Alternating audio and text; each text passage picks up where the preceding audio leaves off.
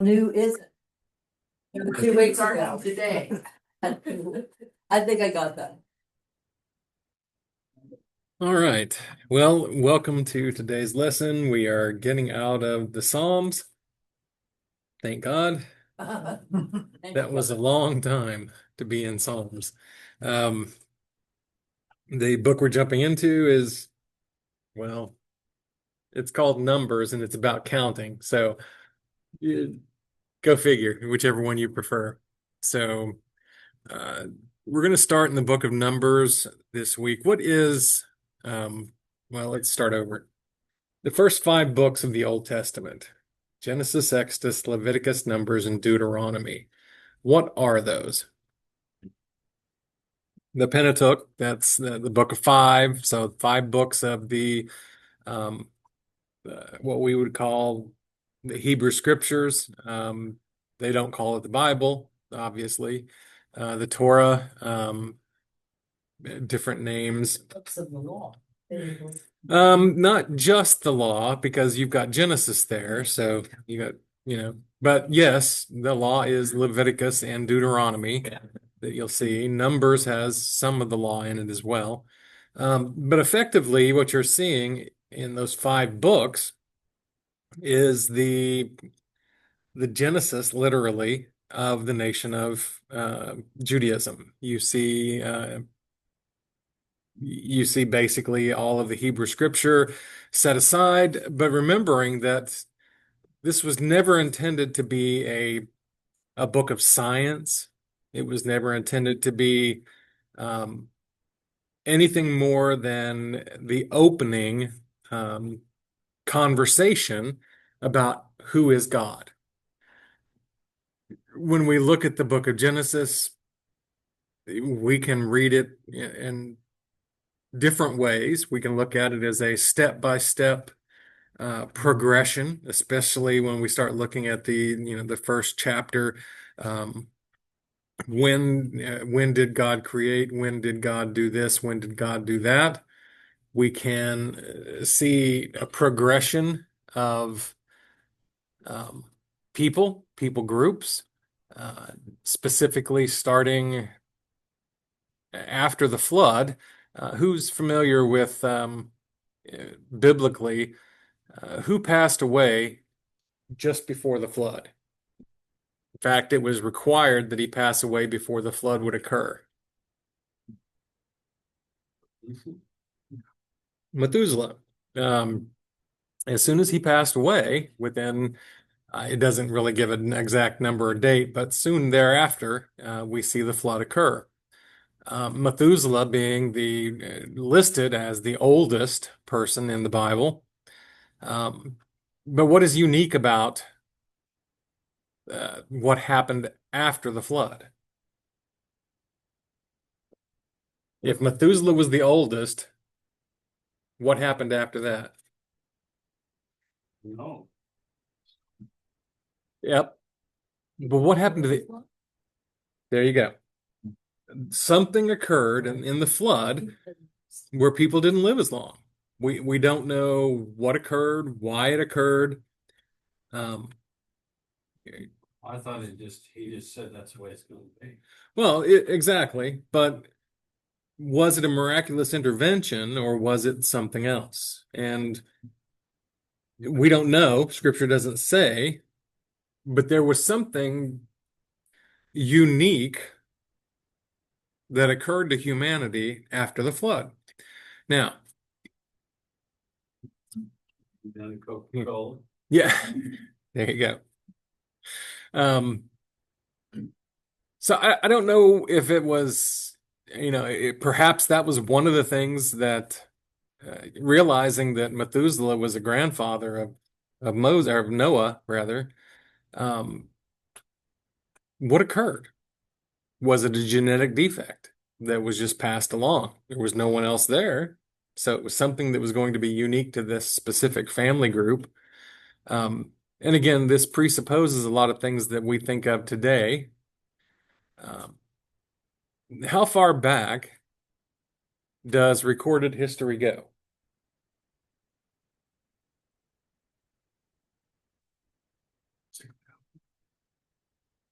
Why don't we have anything older than 5,500 years old that we can go back to?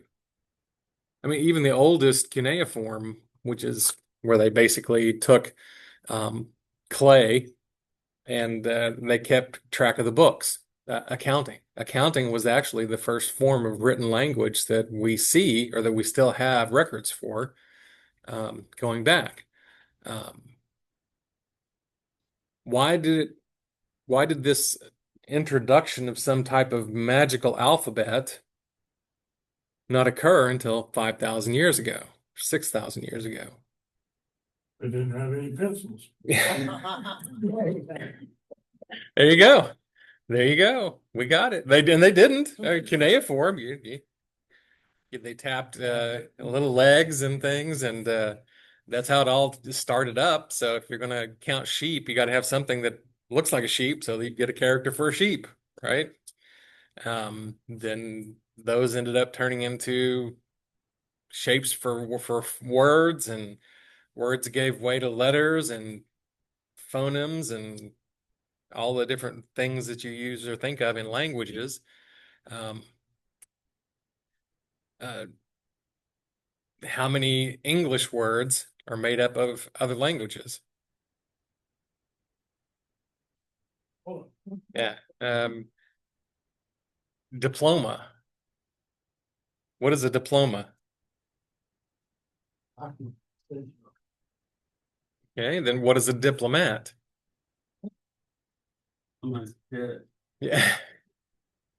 Diplomacy.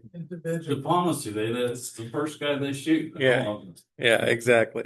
And I mean, that's what the guy that gets the bullet. that's what basically led Genghis Khan to tramp or rampage across all of Europe, or at least on his way to Europe. That's why the Russians were the first gateway to stopping the Mongol horde from running all over Europe. And it was why did that? Because somebody killed one of his diplomats. So, and I bring that up, diploma and diplomat come from the same root word. It's a French word that basically means a formal piece of paper, type of thing. Um, Again, so we get back to this, why do we have this written alphabet? And why do we have this ability to read what happened in the past? Is the past did the past only occur because we wrote about it, or did it still occur? I'm sure it occurred one way or the other. What happens in Vegas? Days in Vegas. They Yeah. never learned. Just because you don't write about it, it still occurs, right? Um, one of my cousins just jumped online. I found out just a few weeks ago that my grandfather had an entire other family before he married my grandmother. Um, so apparently we had another uncle out there that we were unaware of, that my grandfather had been married before, um, got married again, and there was no overlap. And we actually had one of our cousins reach out, or one of the cousins of this great uncle reach out, and or well, he'd been my uncle. But anyway, so now we know Grandpa had a marriage before the marriage he had with my family. So, Well, at least he didn't have both marriages at the same time. well, that's kind of the problem because it was he got married or had a child one year, and then we look at the paperwork, and then he ends up marrying my grandmother less than a year later after this child was born, and it's like, what happened? Where's the paperwork? So they actually found the original marriage license for both of them. So somewhere in there, he got divorced in Texas. Anyone that would have known has been dead for a very long time. So, you know. But how do we know this? People There's document records, documents, paperwork. So what was it about just all of a sudden finding these magical letters that made us a culture instead of just forced gumping our way through life? What does that mean? Who remembers the movie Forrest Gump? Everybody. Yeah, yeah. So running. He running. There you go. Sensitive, Yeah. perfect Scenarios. Just the idea that life just goes on and it doesn't really, you really don't have a lot to do with it. You just react and you react to life effectively. What led us from being the Forrest Gump of creation to actually having a direction? Um, I mean, there are people in this room who worked on sending men to the moon, right? Maybe directly or indirectly. You paid your taxes, supported NASA and all that kind of stuff. How did we get from a pasture to the moon? Documents. Wrote it all out. We figured it all out. Exactly. And one of the first times that we see history being put to paper effectively are these books: Genesis, Exodus, Leviticus, Numbers, and Deuteronomy. Um, so you actually see them taking all of the concepts and the ideas at the time of Genesis, the book of Genesis. Who who are these books? And there's in older versions of the Bible, and perhaps in your versions, if you have a paper Bible with you, at the beginning of the book of Genesis, Exodus, Leviticus, Numbers, and Deuteronomy, what do you see written at the preface? Books No, of Moses. they're the books of Moses. Why are they the books of Moses?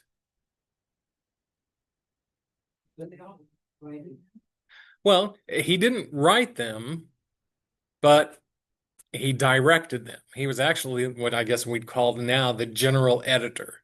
And what does that mean? People went down in the Why is it called the King James Bible when he didn't write any of it? Well, somebody talks, somebody writes. Well, Types. yeah, exactly. Well, I mean, we do see that to some extent. I mean, even Paul said, he had people that helped him, wrote things down for him.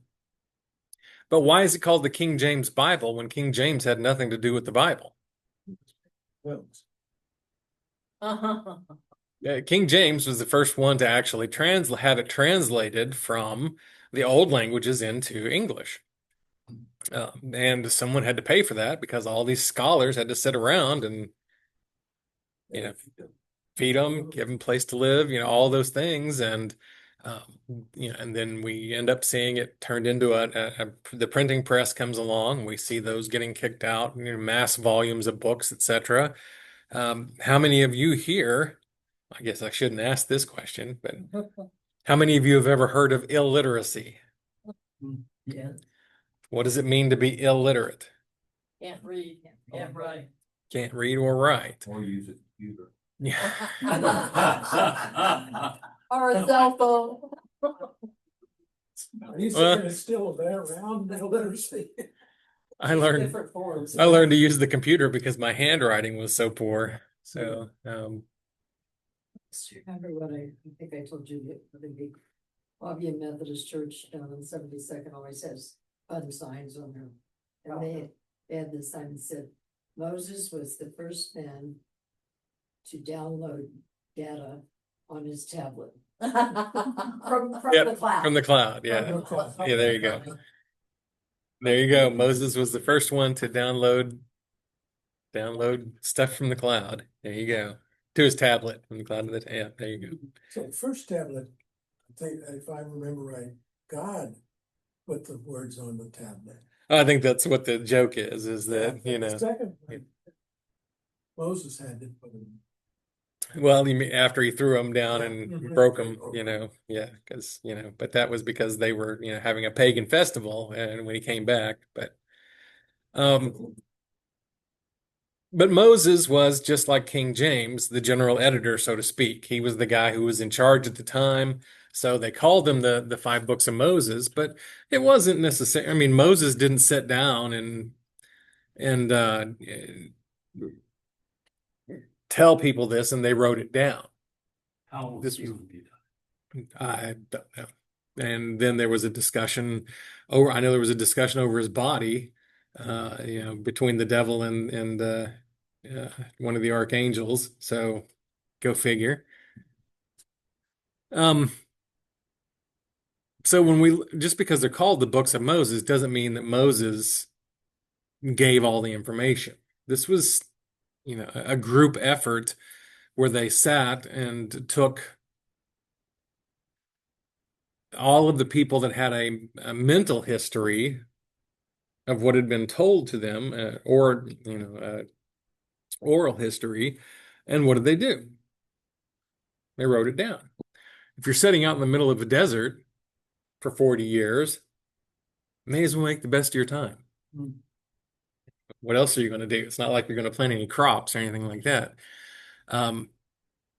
So when we call them the books of Moses, it isn't because he penned them directly. It was because he was in charge when they wrote all of this or put it on pen to paper, or you know what I mean. They didn't have pens, but anyway, yeah.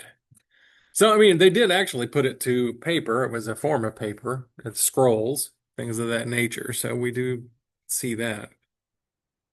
Um, so how do we, when we look at these 5 books of Moses, Genesis, Exodus, Leviticus, Numbers, and Deuteronomy, Genesis is the beginning of a conversation.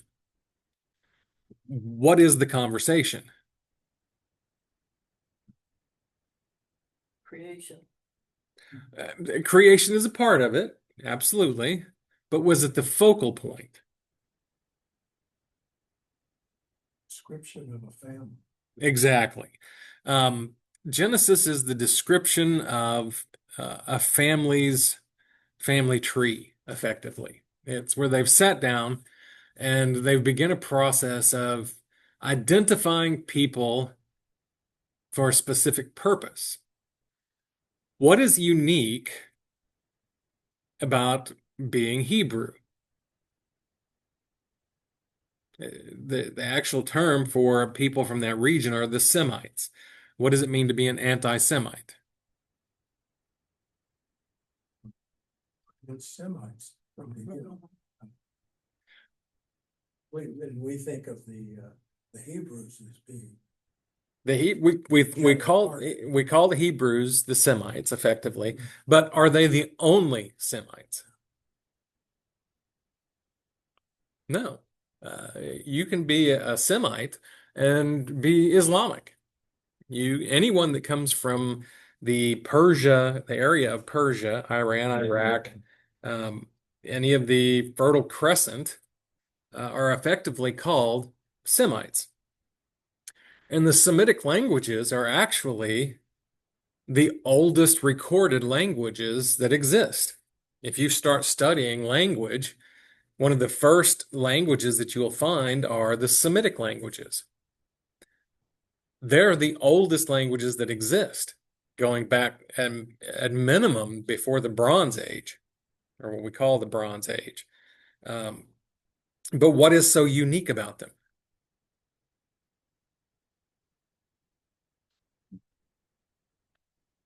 They're the first. I mean, there really is no other thing unique about them. If you start looking at like English and things of that nature, they're all called Proto-European, Euro-Indian languages. Effectively, there was the Semitic language, and there was the drift from the Semitic languages to the languages that we have now. If you go into the book of Genesis, one of the first things they talk about is the languages being muddled where? Tower of Babel. If you go and look on the websites, what is Babel.com or Babel.com? Languages. That's where you go to study languages, etc. And what happened at this place? At Babel. First, You have to, sorry to interrupt. I typically prefer the pronunciation of Babel because it doesn't let you get confused with Babylon, which is a completely different place, different time. So if I use Babel, it's only because I don't want it to get confused with Babylon. Anyway, sorry. The, the people of Bethel Yeah. proceeded to build a structure to try to get closer to God. Yeah, pyramids. Pyramid. Effectively, they had seen pyramids or had heard of pyramids, which we know occurred where? Yeah. And then again, this is all before the pyramids of Egypt were built, right? Or same general area, and well, I can't even say the same time range. They're supposed to be different epics. One of the misconceptions we have about the pyramids is who do we believe built the pyramids? Yeah. Hebrew slaves. Sorry. That's not what happened.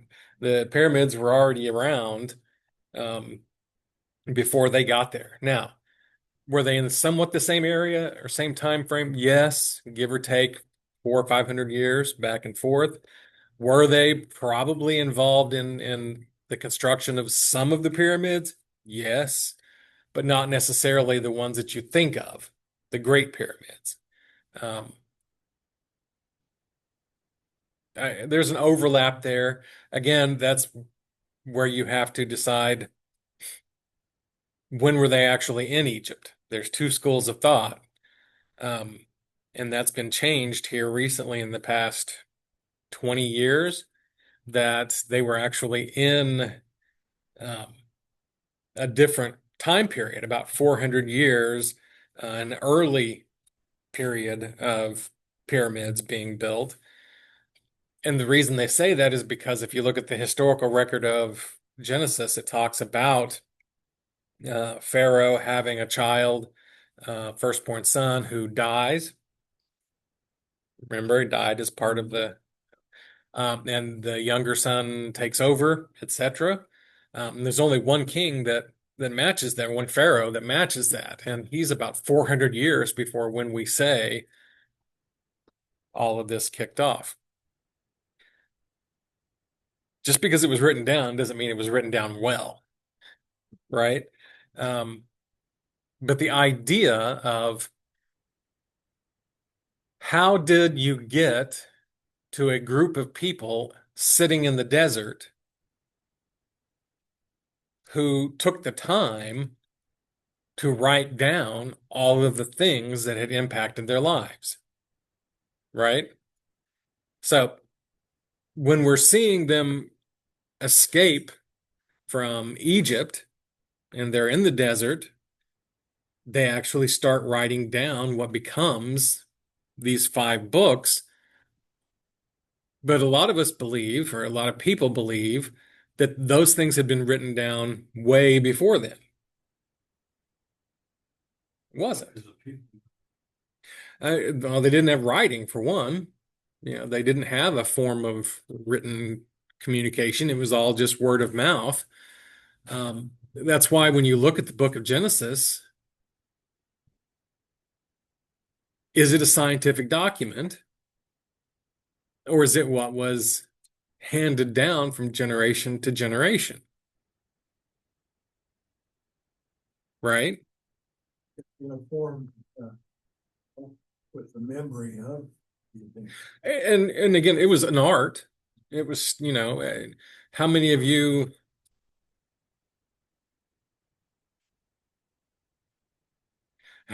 remember families actually getting together and talking and sharing information? I remember when my kids were 2, 3, they would always, Dad, tell us a story about when you were a kid. And I'm like, way back in 1972, To call it the old. the olden days, yeah. Yeah. Our TVs were black and white, not in color. That tells you a lot right there about my generation, because how many of you didn't even have a TV when you were, exactly.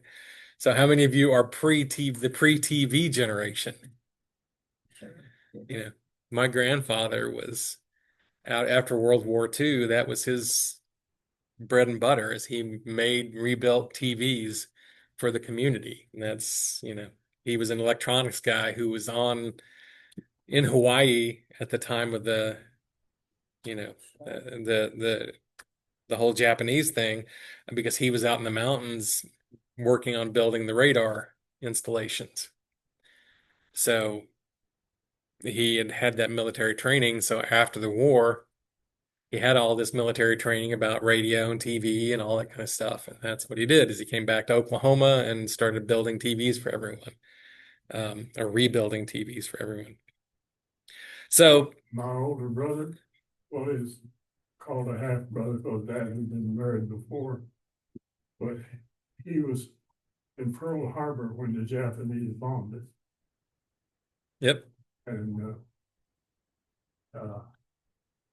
it took many years for him he was only 17 years old when he joined the army. Yep. And the war wasn't going on. But Yeah. he was on Oahu Island, the Hawaii. Yep. The day the Japanese bombed it. Maybe he and my grandfather were buddies. Who knows? I know my granddad actually got polio. Picked it up in Hawaii.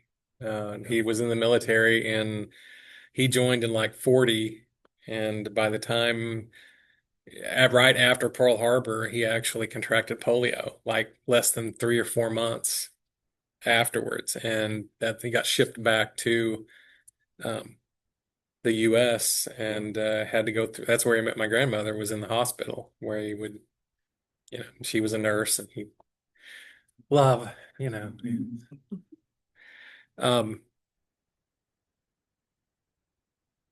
so Your grandfather, it's been confirmed that he was right about making that radar. You've also got that Yeah. for your deal. Because those really were airplanes Yeah. on that screen. Exactly. They just couldn't believe there were that many. Yeah, it wasn't birds. I doubt he would. I don't think, yeah, because he wasn't in the mountains when it occurred. So because he was just helping build out all this stuff Well, and he got everything. it built right. Yeah, exactly. He was probably, I'm not going to speculate what he was actually doing at the time, but it was a Sunday, and I'm thinking it involved a hangover, but that's a whole different thing. Anyway, it's Sunday. We can't talk about that. Sorry.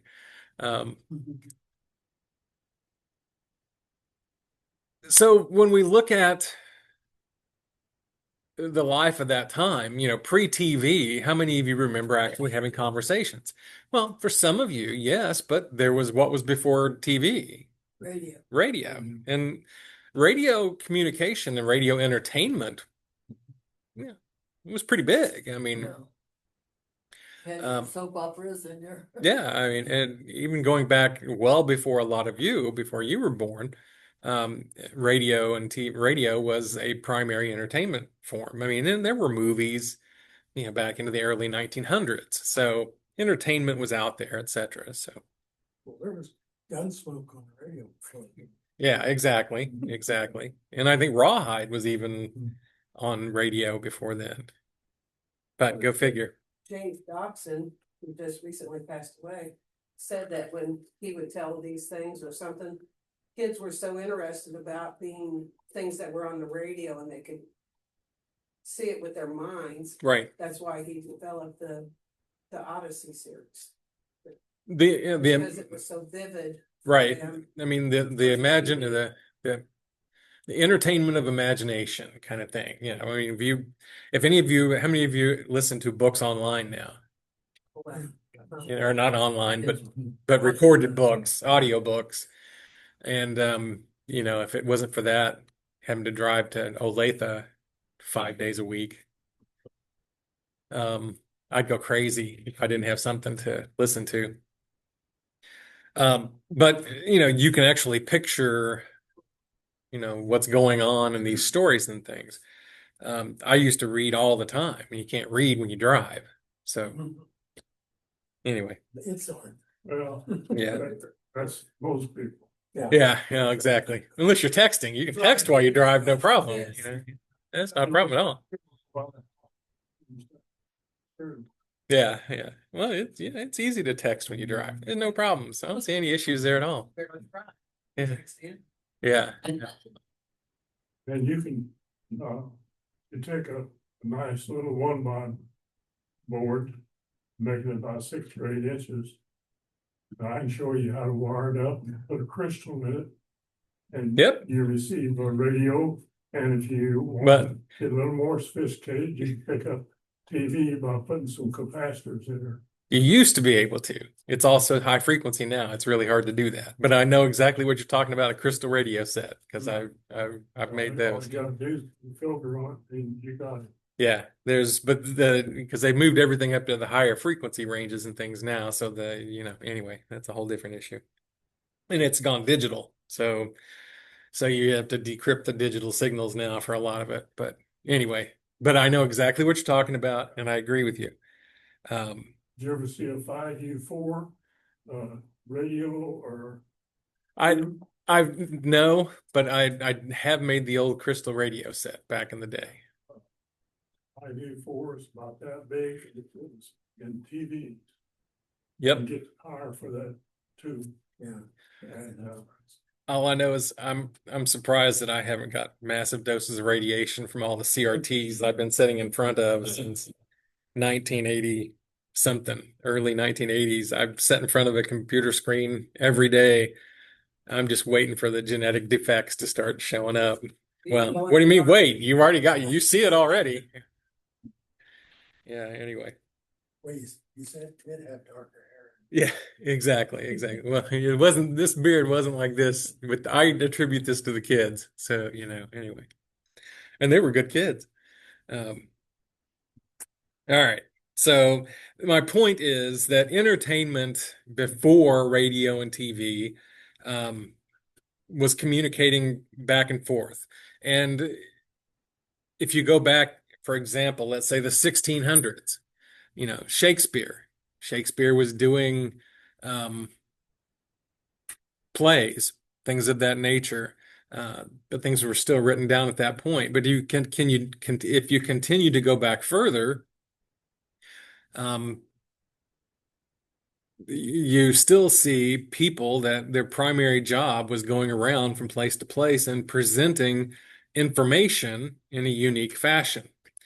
Tom Hanks did a movie here a few years ago where he was a newsreader, and he would go around and gather newspapers from every town and city, and he would go to a new town or city, and he would actually read the newspaper to groups of people and embellish them, in his storytelling. So before you had all that, you had oral history, oral tradition, and where people would have to memorize all of these stories and all of these histories, and they would sit around a campfire or sit around wherever and lay all of this out. So what you see in these first 5 books is when now that they're sitting in the desert and find themselves with some free time on their hands, that they take all of those histories from all of the people that had the ability to share those stories and write them down.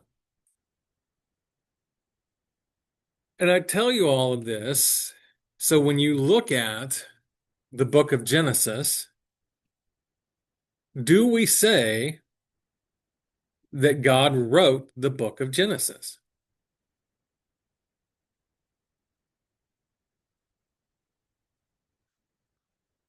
That was a question. Did God write the book of Genesis? Okay. If you're saying that he took pen and paper in hand and did it, no.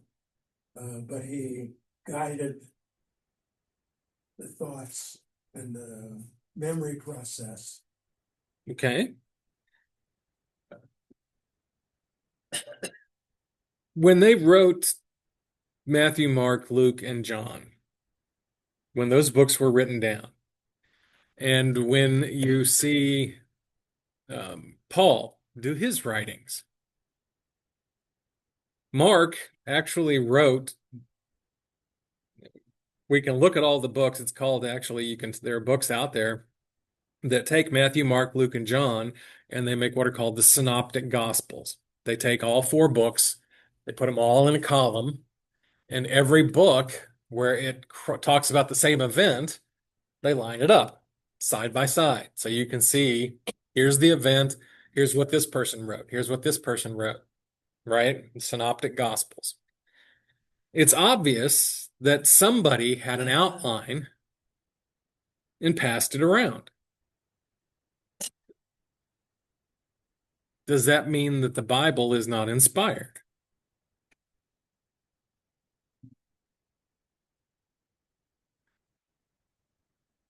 How many of you have ever memorized something? What is a mnemonic? Not demonic, mnemonic.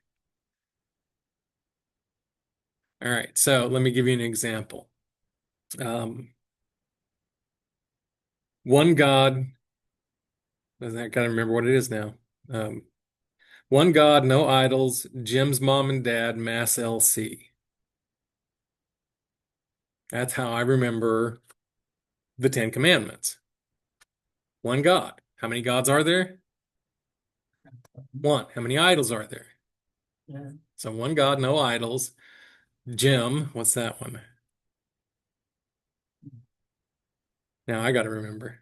One God, no idols. Now you put me on, I put myself on the spot. G, one God, no idols. Do not misuse God's name. So G, yeah, that's it. G, yeah, G-I-M, Jim. God, one, God, idols. Do not misuse God's name. So G-I-M. And then I have the mom and dad, honor your mother and father, remember the Sabbath. And then Mass LC, murder, adultery, steal, lie, and covet.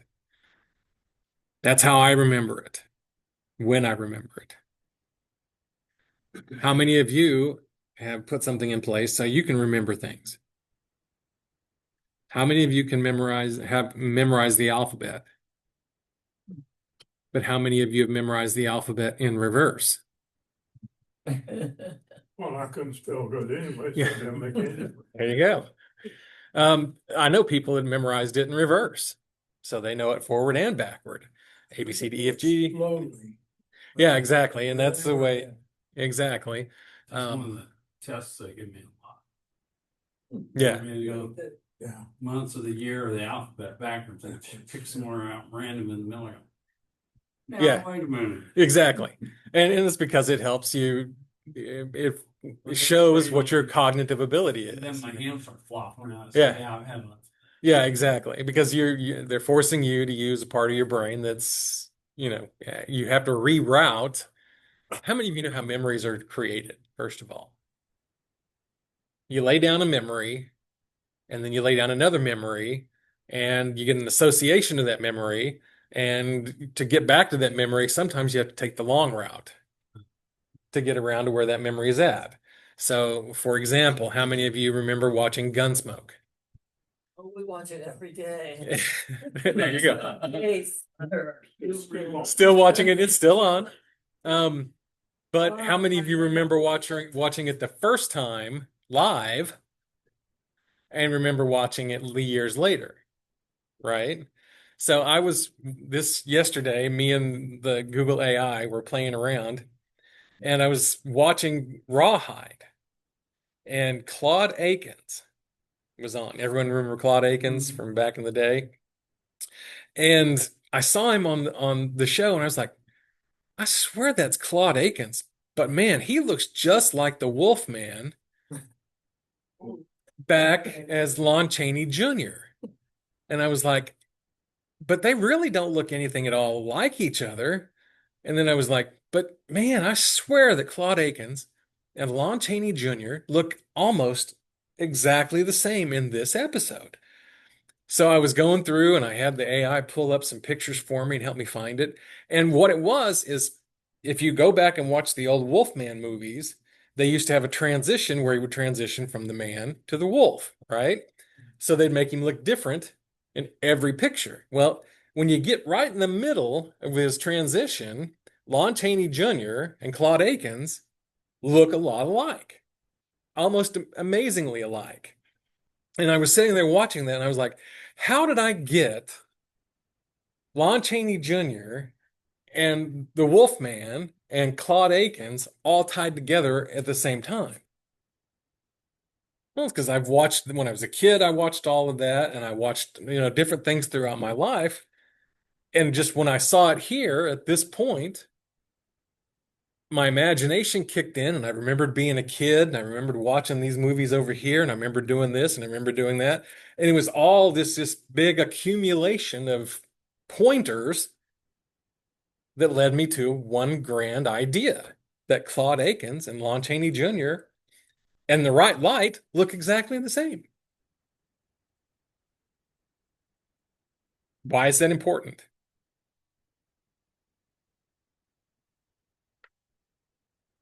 If you're going to memorize scripture, how do you do it?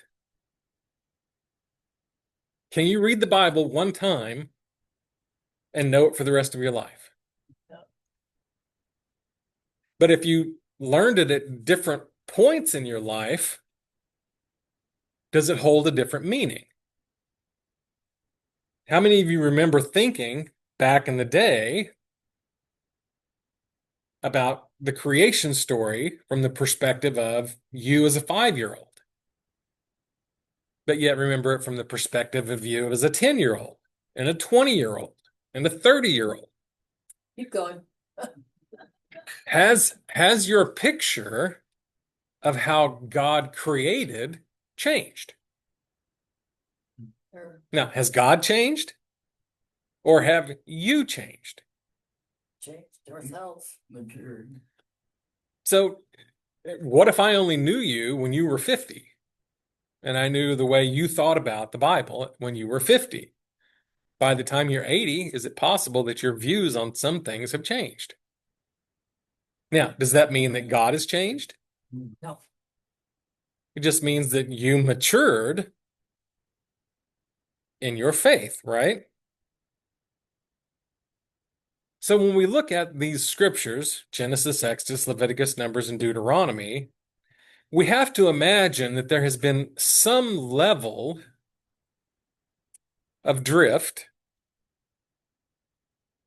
But yet, how many of you realize that the Bible as we know it, if we find old texts,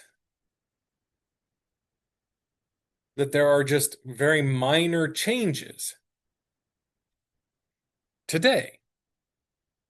When we say that the Bible is inerrant, what does that mean? No mistakes. No mistakes. Except if you read the King James Bible, some versions say thou shalt steal. Why? Typo. Exactly. Does it happen? Yes. One of the interesting things, if you go back in history about somewhat in the Middle Ages, the 1500s, the 11s to the 1500s, before the printing press, if you look at the documents, there are cat paw prints on a lot of old books. Why? Yeah, it's trying to think. Exactly. So all of these people that were translating and copying these texts, how many of you have ever had to copy the Bible? No. I still remember old lady Brady the paddle lady from the 5th grade, and she had me copy the dictionary. The dictionary. The dictionary. See, Good behavior. because I'd already run out of all the paperwork the stuff that was planned for class, and I was really good in her class. And she's just like, just go copy the dictionary. I've got nothing for you. Just go. And so I had to copy the dictionary, and it was boring. It was tedious. It was terrible. I hated it. So I can think of those guys having to copy scriptures. Well, this is their life. Do they have pets? Where are these pets at? Be right beside them. In the room with them. And the cats get into everything. They'll get up on the table, they'll knock over your ink, they get ink on their paws. Where do they go? They walk right across your paper and your books. That stuff was expensive. So what did they do? They actually wrote around the paw prints. So you'll go and find old documents that have paw prints right in the, and that's how we ended up getting these Bibles that have all of this artwork in them, because they were writing around weird stuff, and then they thought, hey, that doesn't look that bad. Let's put some ducks in here. Let's put some rabbits in here. Rabbits were a big thing. If you go back, and how many of you ever watched Monty Python and the Holy Grail? In the Monty Python and the Holy Grail, they have the holy hand grenade with which they blew up the rabbits, the killing of the death rabbit. And it's because those rabbits were actually an old thing in old Bibles. You would see, for whatever reason, rabbits were all over these old handwritten books and things. And that's where they got that for the movie. It's part of my life. Yeah. Back. Yeah, exactly. Exactly. After we got done with that, I saw it on the college and I'm like, that's it. Yeah. Yeah. Nothing.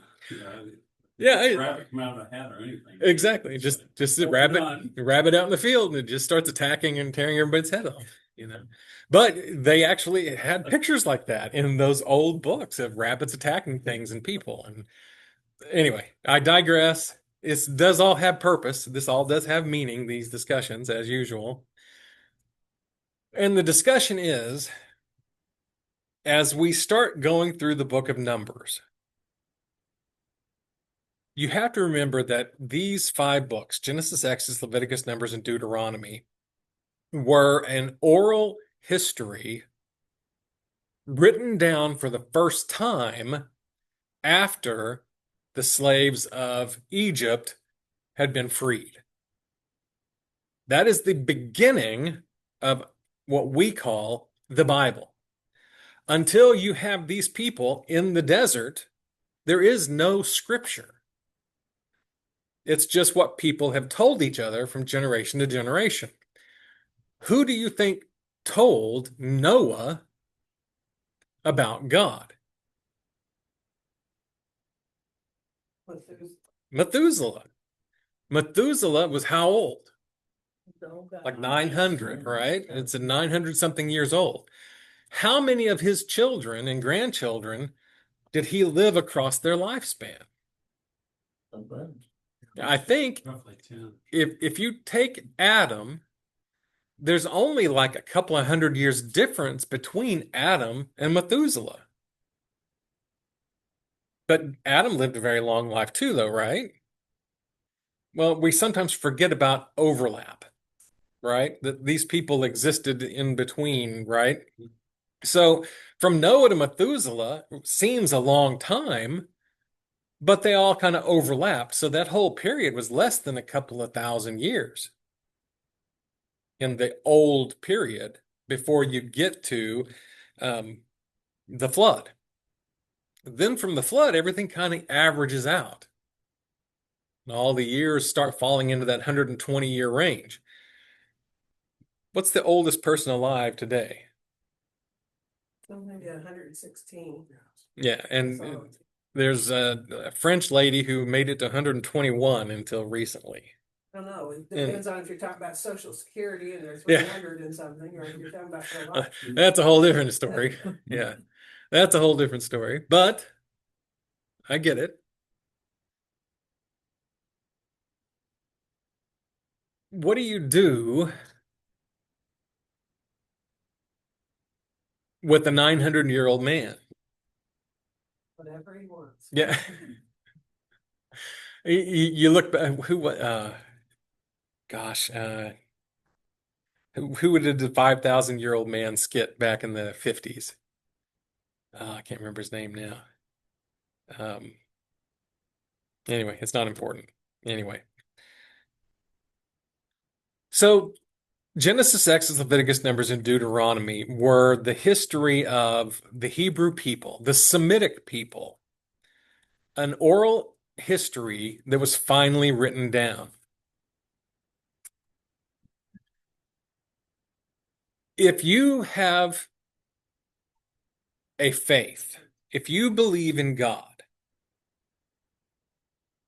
do you memorize the things that you're told well? How many of you remember the Bible the way it was when you remembered it, when you memorized it? But yet, if I pull out this version, the Holman Christian Standard Bible, and I start reading it to you, what's the first thing you're going to say? Well, that's different. Because you memorized which version? AJ.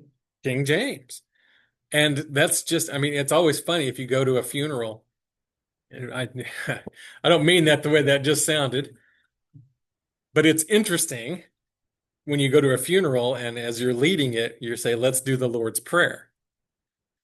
Because all the young people are going to give me the NIV version. All the older folks are going to give you the King James version. So when you read through it, or if you're saying it, you have to say it really loud and strong because everyone's going to say it different. Right? And it's just because time changes up a few words here and there. But does the concept remain the same? If we look at Genesis, the concept of verses or chapters rather 1 through like 9 are about the creation process. The bottom line is God created, right? We all agree in Scripture, God created. Now, does that mean that God specifically did everything in 6 physical days and rested on 1 physical day? I don't know. I can't answer that. I can tell you that God created, and I can tell you that everything that exists exists. And I have nothing else beyond 5,000 years ago that tells me anything else.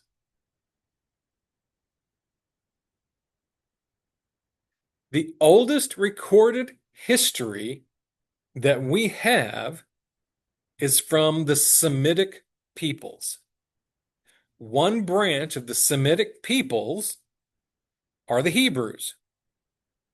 Another branch of the Semitic peoples are the Babylonians. The Babylonians had an entire written language around that time, and you hear about Urduk and other of the older gods of 5,000 years ago. But why do we worship Yahweh and not the old Babylonian gods?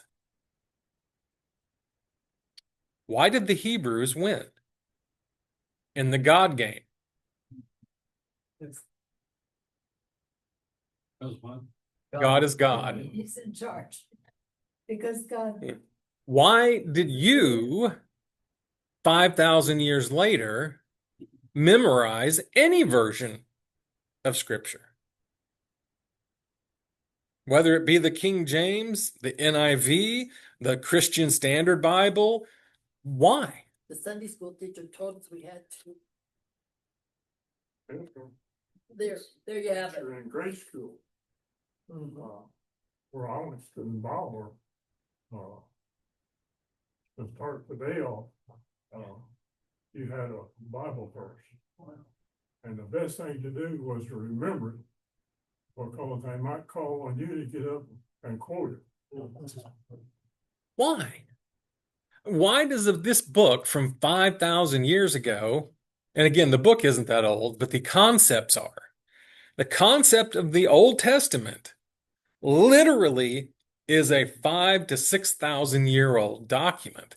We have to even give away 1,000 years because Noah and Methuseleh and all those guys, because that just befuddles our thought processes of aging, right? Back to Psalms, that we spent all that. Mhm. Wasn't it just last week we were talking about how we first were like the deer pants? Exactly.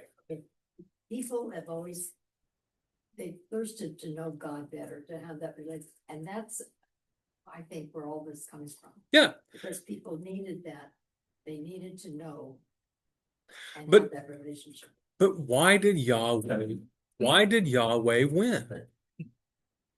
He is God.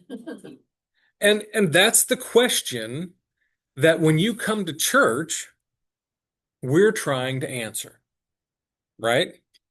Why are we even talking about Genesis, Exodus, Leviticus, Numbers, and Deuteronomy when the reason we've talked about what we talked about today, instead of me actually reading to you chapter 5, verses 1 through whatever, is because all we were going to talk about is them counting the tribes of Israel. How many of you really wanted to sit here and talk about the counting of the tribes of Israel today? Yeah. Yeah. I'll give you a cheat sheet. I'll print it out and give it to all of you. Yeah. Yep. So like, can you like draw that out on your grease board up there? Like this was before the flood, this was after the flood. Because how many people are we talking about that took that through it? With Noah's family. I mean, can you imagine the amount of memories they had to have? Yeah, exactly. I mean, and that's the deal is you have to place a lot of effort into, or a lot of belief rather, into Noah and his family because their memory is it. Their memory and remembering that Noah was a direct descendant of Methuselah. Who trained Noah? Methuselah. And Methuselah was known as a beloved of God. And even Noah was considered to be the most righteous man of his time, even though the first thing he did when he got off the boat was plant a vineyard and get as drunk as he possibly could. But he was righteous for his time. All of that is handed down to Methuselah, who trains who? Noah. And Noah trains who? His children. And one of the children ends up not being a part of the family anymore. Because when his dad got wasted drunk, he said, "Look, Dad's naked." Ha ha. Ruined the relationship. That's a whole different story, though.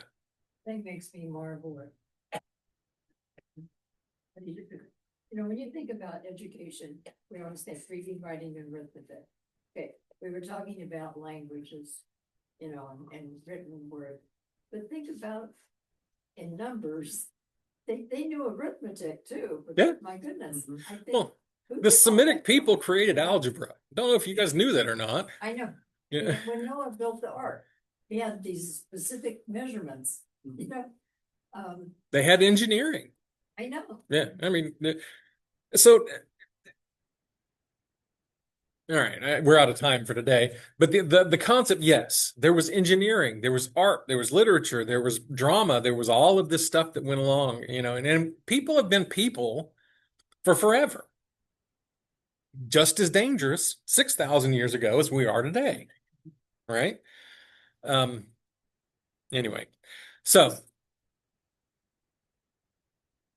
as we begin these studies of numbers, I want you to continue to ask yourself the question, why did Yahweh win? In the game of gods, monotheism won in your life. How? And I say he won in your life because if you're in this building today and you're trying to learn about what the Bible says, you've been influenced. Something has led you to a common place where we're discussing monotheism. There's all different kinds of gods you can go worship today. The worship of self is one of the best out there. We can have that discussion if you want to have that one. Why would we give up our own godhood to this 5,000-year-old God? When most people don't even believe there are any gods, period. Think about that one. Yeah. All right, we're done for today. Thank you for being here.